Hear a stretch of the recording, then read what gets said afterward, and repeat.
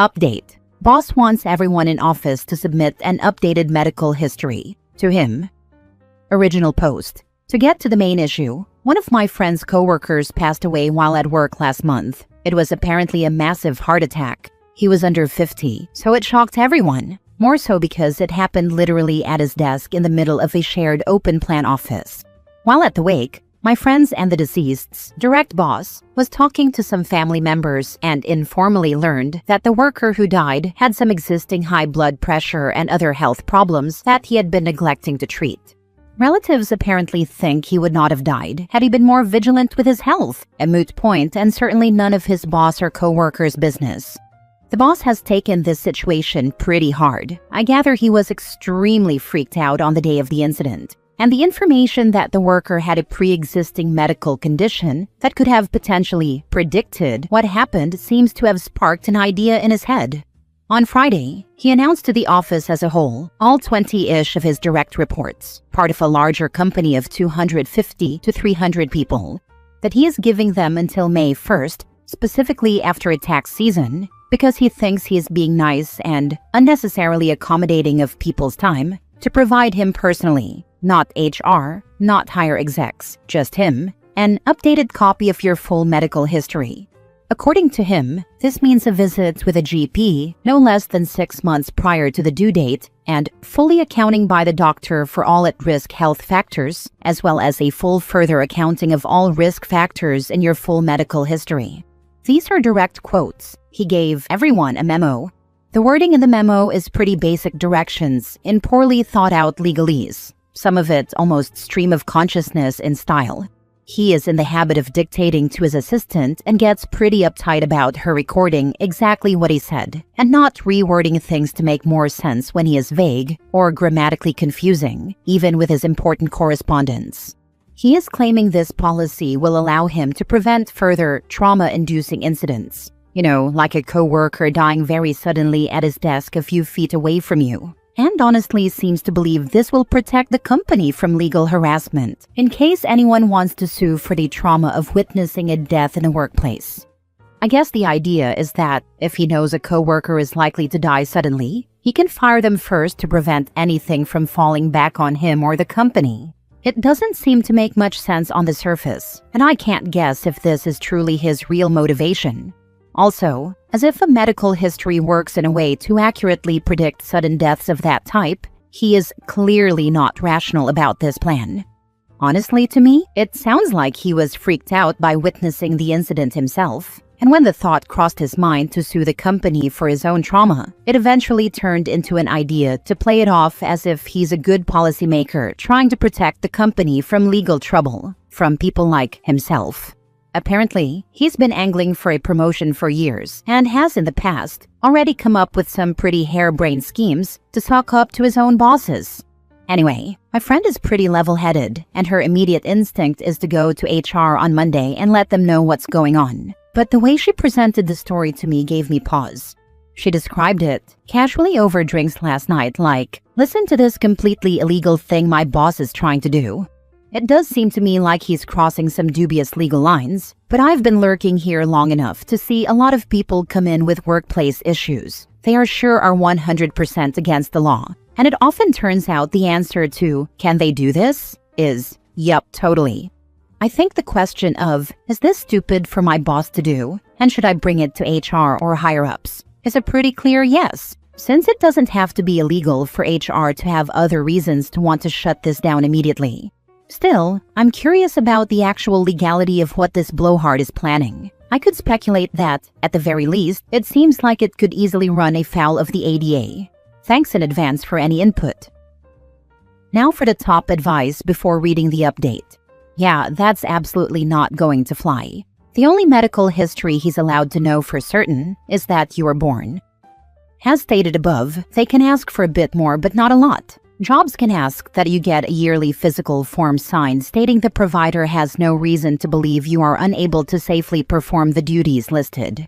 I work for a large social services company with our own legal department. We require a physical for people working with medically fragile folks, little kids, direct care with lifting people, very active jobs where you travel all day, and people approved to drive a shuttle-type van for taking folks on outings. We don't require it for, like, social workers who staff a housing office, the IT people, therapists serving the general population, or anyone else where there isn't a direct occupational reason. And we don't ask for details other than that a physical was performed, and the provider is cool with the person driving or lifting or breathing on people. It's reasonable to slightly violate employees' privacy to reduce the risk of someone with a known condition crashing the van or dropping a kid. It isn't reasonable to ask for full medical records so you can magically predict whether the IT guy might keel over. The EEOC has a good FAQ on medical-related inquiries in a workplace. I would suggest your friend read this and then go to HR. Oh, thank you. This looks very helpful. What stands out to me immediately is this part. Disability-related inquiries and medical examinations of employees must be job-related and consistent with business necessity. Do you think he could argue that it's a business necessity to not, say, disrupt the office with a supposedly predictable, traumatizing death? Or is that too much on the side of opinion to count legally? In my opinion, that is far too general to meet the job-related and consistent with business necessity prong. Look at it this way, you need to be alive to do any job on Earth. Per the EEOC, an employer's reasonable belief that an employee's ability to perform essential job functions will be impaired by a medical condition, or that he or she will pose a direct threat due to a medical condition, must be based on objective evidence obtained or reasonably available to the employer prior to making a disability-related inquiry or requiring a medical examination. Such a belief requires an assessment of the employee and his or her position and cannot be based on general assumptions. Now for the update. Just got off the phone with my friend a few minutes ago, and it is official. Boss is now ex-boss. My friend did, in fact, go to HR as she was planning, and laid out the situation for them. They seemed concerned and assured her they would look into it, and then she heard no more of it for about a week. Ex-boss was also suspiciously quiet about the policy during that time period, until last Monday he was not in the office. There was no explanation given to the office at large, but my friend spoke to his assistant and, from the information she got from her, pieced together that he was in some long important meetings with corporate HR, and that he would then be taking the rest of the week on personal leave. Well, the weekend passed and he didn't return. The office was in limbo for the beginning of this week, but today someone came down from corporate and announced that ex-boss was officially no longer working for the company, and that new corporate guy would be serving as their temporary supervisor until a new one was hired. Obviously, everything largely went on behind the scenes, but since my friend was the one to blow the whistle to her friend in HR, yes, I did see the comments on the previous thread about how HR is never your friend LOL, she managed to get a couple of details at lunch about the way it all went down. Apparently, corporate was initially quickly and heavily concerned about ex-boss's scheming because he does have a history of dumb ideas that blew up in his or someone else's face. He had, in the past, always managed to take the heat off himself by throwing someone else under the bus. When local HR came to him to tell him that this new policy was officially stupid and would cause him and the company far more liability than he could possibly save them from, he threw a temper tantrum and insisted that the higher execs would understand what a good idea it was. The meetings with corporate were initially them trying to talk him down and explain why he was wrong. He resisted this strongly and turned them into seminars on why he was actually right. Eventually, a VP got involved, and it was over. Ex-boss was not technically fired, but he was strongly encouraged to submit his resignation, and he will not be getting any reference other than a confirmation that he did, in fact, work there. My friend hasn't personally heard anything from the guy since he suddenly disappeared from the office. If he's contacted any of her co-workers, they didn't share it with her. She's pretty excited to see the last of him, and is hoping her new boss will be less of a moron. Apparently, one of her longtime co-workers who has always been a bit of a mentor figure to her is being considered for a promotion internally, instead of them hiring someone new as supervisor. So my friend might even materially benefit from this fiasco. Again, my thanks to everyone who provided me with info and advice, and also to those who are just supportive. I did drop off commenting after a few hours because I do browse Reddit most of my workday, and I am paranoid about accidentally commenting with my main when I mean to use my throwaway, and vice versa. So I just stayed logged out of this account. Sorry for the lack of real-time clarification, but hopefully this update makes up for it. Ex-boss didn't need everyone's medical history. What he needed was therapy. And I don't say that flippantly. Clearly, he was traumatized and was making it everyone's problem by trying to control their health.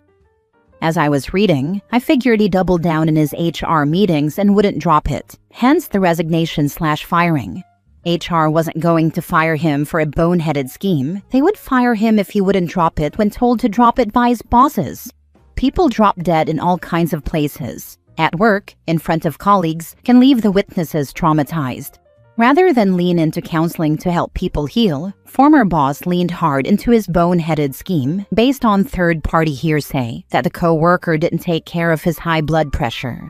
That doesn't keep people from having fatal car accidents when traveling for work or between corporate offices. Doesn't keep them from choking on a bone at lunch. Doesn't keep them from falling downstairs and hitting their head in such a way they don't wake up. One place I worked had that happen. It was a small startup with 2 founders. One of the founders died of a heart attack in the middle of interviewing someone. Last story. Update. 3 years ago, my ex forged medical records to lie about vaccinating our daughter and landed her in the hospital. Original post. My ex and I split up before our daughter's birth. There were a variety of reasons for this that I won't get into here. One of them, though, was her anti-science beliefs. She's an anti-vaxxer and doesn't trust science or medicine at all. Well, this sucks because our daughter was born premature and immunocompromised. We have 50-50 custody of her, but due to her condition and my ex's anti-science beliefs, we argue constantly about how to handle her. Recently, our daughter made incredible progress, and last year was given the go-ahead to get vaccinated for certain viruses, including chicken pox and the flu. My ex went crazy about this and started making my life a living hell and threatened up and down to take me to court. Around this time, I also got a new job that paid a considerable amount more than my old one. When this happened, I decided I wanted to move my girl into a private school that has a program for immune-compromised children, and I offered to pay 100% of tuition. The only problem, for her at least, is that this school requires students to be fully vaccinated, up to their medically allowed limit in my daughter's case. My ex fought me up and down in this, and we ended up in court. The judge agreed with me and ordered my daughter to be vaccinated. My ex had a full meltdown, but in the end agreed, only on the condition she get to take her to lessen the emotional damage and make sure the doctor doesn't poison her. I demanded the medical forms confirming this, and she agreed. So my daughter finally got vaccinated and last fall started at her awesome new school. Well, last week my daughter got incredibly sick and had to be rushed to the hospital from school. She somehow contracted varicella, chickenpox, despite supposedly being vaccinated for it. I have been stressed out from the minute I got the call and confused as all hell about how she got it. My daughter must have picked up on this and thought I was mad at her, because when I was visiting her in the hospital, she decided to tell me the secret mommy promised to make her keep. Turns out my ex did not vaccinate her. She made my daughter lie about it. Instead, she has been using special oils and salts to keep her from getting sick. What about the forms I got saying she was vaccinated? They're fake. I called the doctor and it turns out she never went in, and he never signed any forms confirming she was vaccinated. So my ex lied and forged forms to convince me she was vaccinated. I'm pissed to say the least. My daughter is in the hospital because my ex decided to let her beliefs come before our child's health. My ex doesn't know I know yet, and I told my daughter not to tell her. I want her gone now. How do I approach this to make sure my ex suffers for this? I have the forms she handed me and texts from the day she took her. I also have the doctor on record saying he never signed off on these, and that the ones I have are forged. I'm planning on speaking to a lawyer, but I would like to know going in what to do. Thank you. She was ordered by a judge to do something. Not only did she not do it, but she forged medical documents and lied in the process of not doing it. Beyond any other issue that she could get in trouble for, neglect, child safety issues, CPS issues, this is unambiguously problematic. If you have a copy of the initial court order, you could probably request one if you don't have it. That should be one of the first things you bring up with an attorney. Forgery, medical neglect, gross negligence with damages, and contempt of court. Also may be fraud, depending on jurisdiction. Some just require damage to be done by misrepresenting fact for personal gain. Others require intent to cause harm, and others require financial interest. That's one hell of a sentencing. Forget about suffering. Put that nonsense out of your head. Making your ex suffer will not make your daughter healthy. Get a lawyer, go to court. Get a copy of the court order demanding that your daughter be vaccinated, and get a witness statement from the doctor whose signature she forged indicating that your daughter had not been vaccinated. Your ex is now guilty of forgery and violating a court order. At this point, the result pretty much writes itself, and both of those things to any judge in the country. Oh, and guess what happens? Do not get a witness statement. Subpoena the doctor directly to appear on the day of the contempt hearing to verify that it is not their signature. Witness statements can and often do get thrown out. Better to just pay the doctor for the hour they will be in court and call it a day. Now for the update. Hello again, everyone out there.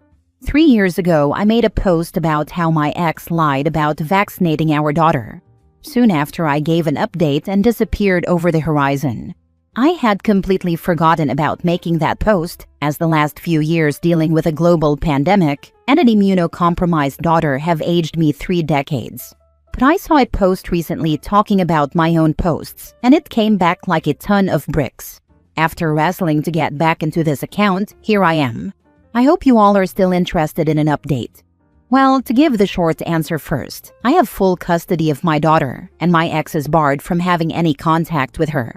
The long answer, my court battle between my ex and me was a grueling process, one of the worst periods of my life. It took over 5 months from the time I got emergency custody to get full custody of my daughter. In retrospect, those 5 months were not as long as they felt, but they felt like the longest months of my life at that point. My ex's harassment at that time got worse, even coming to my house and attempting to force herself in to take our daughter.